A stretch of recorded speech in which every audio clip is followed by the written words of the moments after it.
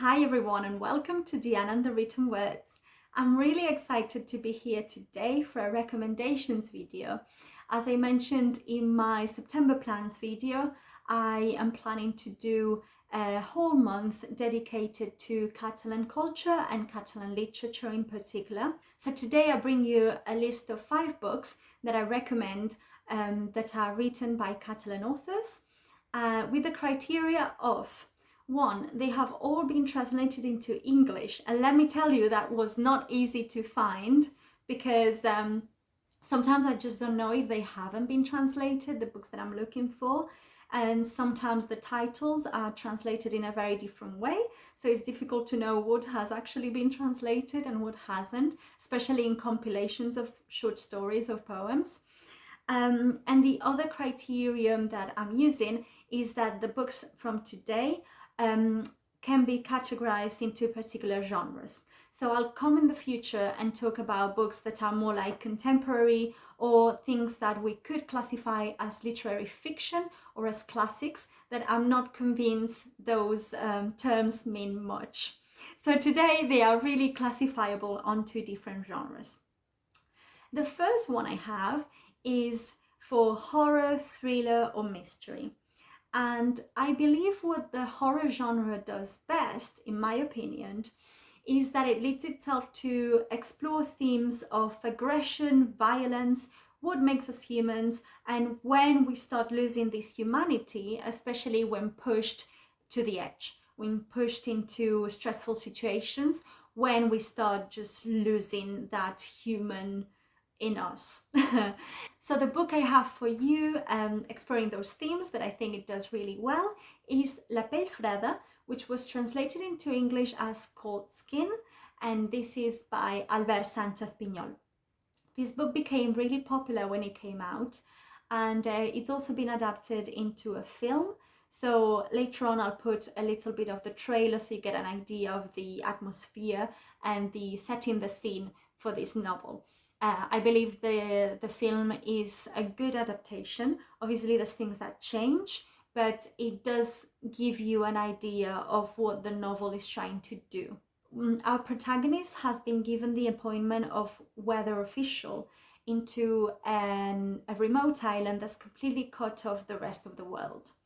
When he arrives there with the crew from the ship he was traveling in, he finds that there's a man that they don't really know who he is, if he's the previous weather official or who he is, because this man is not being responsive.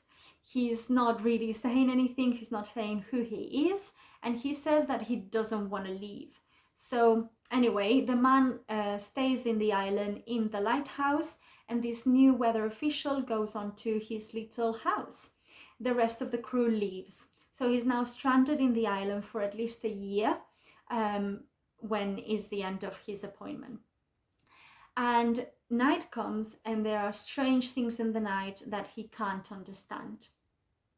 Now I'm going to move on to the trailer, and you'll see that at the beginning of the trailer, there's actually the narrator is telling us the beginning of the book, which I think is a really great start for the book.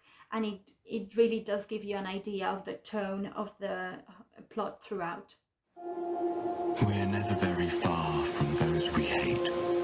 For this very reason, we shall never be truly close to those we love. There's your island. We set sail 67 days ago. September 1914. No birds. No weather official to greet you either. In this remote part of the world, I feel a sense of irreparable loss. Maritime signal technician. We are replacing the weather official. Can you tell me of his whereabouts? This is about what makes us human and when we stop being humans as well. I think it's a great book and that you should read it. My second genre that I'm going to talk about is post-apocalyptic. And what I think this one does, apart from also treating themes of violence, aggression and that kind of thing, it also talks about how societies come to be and how societies fall apart. And so in this case, what I have for you is the original Mecanoscrit del segon origen by Manuel de Pedrolo, which was translated into English as Typescript of the Second Origin. This is a novel that was published in the 70s, I think either 1974 or 75. But let's just say that it stands the test of time, in my opinion. And in this one, we meet Alba, who's a girl of 14 years old, and Didac, who's 9 years old. And somehow they survive the obliteration of the humans on Earth by some alien species. We don't really know what happened that led to that.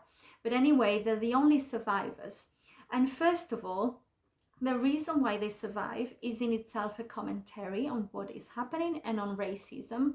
And then we get to see how Alba and Didac, being so young, both of them, get to think of how they're gonna make something out of nothing, how they want to live their lives, and the kind of responsibilities that they have as the sole survivors, as far as they can tell. Again, this one also has bits of violence in it, but it is ultimately a message of hope, I think. And one of the things that Alba and Didac put a lot of emphasis into is education and gathering knowledge from all the sources that they can. And so it's an interesting exploration. On top of that, I personally read it as an adaptation of the Genesis of the Bible. So Alba and Didac are obviously a boy and a girl, and they are building up this new society, this new humanity, let's say. I think there's a lot of other ways to read this book, and I actually just purchased it because the copy that my parents had has been lost somewhere. So upon rereading, I might find a different way to look at it. I also find that the prose in this book is really accessible, and yet the messages are very deep. So it's a really good combination, isn't it, when you can explore something complicated with easy words. While I was researching for this video, I also found that the Typescript of the Second Origin has also been adapted into the big screen as Second Origin. So this is something I'm really looking forward to watching now. And I will put you again the beginning of the trailer so you get an idea of the atmosphere, I guess, of this book. Sometimes I wonder how we would have spent our last days if we'd known.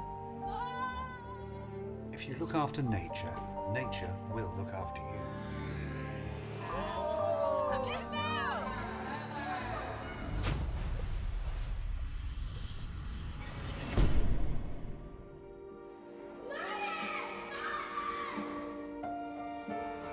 With fear and hope, we're beginning the journey that will lead us to answers.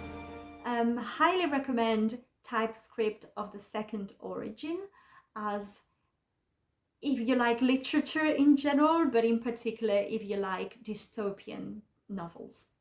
I know that they can be a bit difficult to read in the current situation, and yet because it's got this positive undertone, I think you might find something good out of it as well. For my third recommendation, I'm completely changing the tone as well, and that is for humor and nonsensical literature. The master of this in Catalonia is Quim Monzó. He's a really well-known character, and I do say character because he is so special. He is everywhere in Catalan culture. He's a journalist, and he has published novels and tons of short stories. And my recommendation for you today is Cretins in Catalan, that was translated as 1,000 Morons. He has had other things translated into English that I haven't read, so I think I'm going to make that some of my reads for the month. But apart from this short story collection, he does have one short story that is in archive.org, so I'll leave the link down below, and that's for Oof, Badiell, which was translated as Oof, he said. And I'm going to read you the beginning of it, where you will see how one of the things that he does best, I believe, is to give a humoristic recount of the mundane. Okay, so any situation can be made fun of, and also most of the focus of his humor is either himself or the Catalan collective as people. And I think that aligns very well with English humor, and I personally love both types of humor. So the beginning of "oof," he said, goes like this. They drank coffee and ate pieces of almond cake. "Oof," he said eventually, because he had his mouth full before, not just of cake, but of lethargy, and he wouldn't have been able to open it. It just really cracks me up. And this short story, "Oof," he said, it's only 2 pages long, so please look at it. You have it free, you can just go and read it. It takes a couple of minutes and it gives you a good laugh. So from Quim Monzó and Mil Cretins and Uf Badiel, we go on to the next recommendation, which is for poetry. Now, I haven't read a lot of poetry, but I think what poetry does well is to bring the aesthetics of the language into literature. So it's no longer just about telling a story, it's also about the melody of the language that you put in the poetry, right? And I think that Catalan sounds really well. I mean, I'm probably very biased, but it's a very smooth language. And so when it comes to poetry, it sounds really well. It's really good for poetry. I don't know how the translation of this is going to go, but my recommendation for you today is by Mercè Marçal, and that is Raó del Cos, which is a poetry compilation, and it was translated into English as The Body's Reason.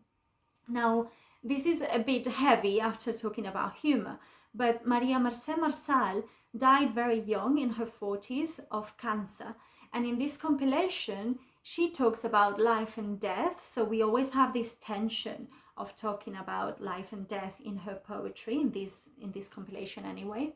And she talks about being a woman, having a body, you know, what it means as a human to have a physical structure that is part of you. And it's very gripping, I find. Because of this tension that she has throughout her poetry, it just keeps you interested. And I really enjoyed this one. Again, I haven't read anything else from her, but she does have some other things that I believe have been translated. So I'm gonna look out for it and, you know, maybe give you some more information on her later this month. And my last recommendation for the day is in the genre of historical fiction. So for this genre, I think what it does best is to obviously approach us to parts of history, but also because of the narrative and because of the characters in particular, it gives us a way to bond with that people that we obviously haven't met and we wouldn't be able to meet. So it just gives you a very approachable way to delve into history, if that makes sense.